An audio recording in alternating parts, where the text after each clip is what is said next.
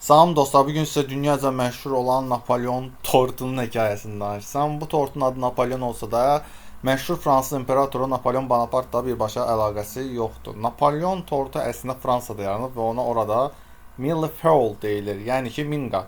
İlk olarak bu tortun resepti 17-ci əsrdə Fransız aşpaz François Pertelaveron tərəfindən yazılıb. Bəs necə oldu ki bu tortun adı Napolyon oldu? 1812-ci ildə Fransa ilə Rusiya arasında müharibə baş verir.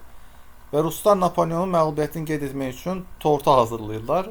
Tortu hazırlayandan sonra onun formasını Napolyonun papağına oxşatmağa çalışırlar və ona Napolyon adı verirlər.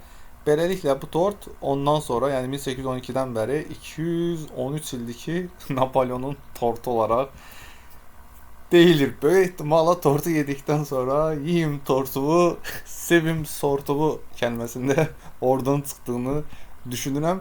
Bu tort müxtəlif cür hazırlanır. Fransada millefeuille, Rusiyada daha çox qat-qat kremli, bizdə də Ruslardakı kimi olur və mənim ən sevdiyim tort, yəni tortum Napolyon tortudur. Videonu bəyəndinizsə kanala abunə olmağı və şərhlərdə şərhinizi yazmağı unutmayın.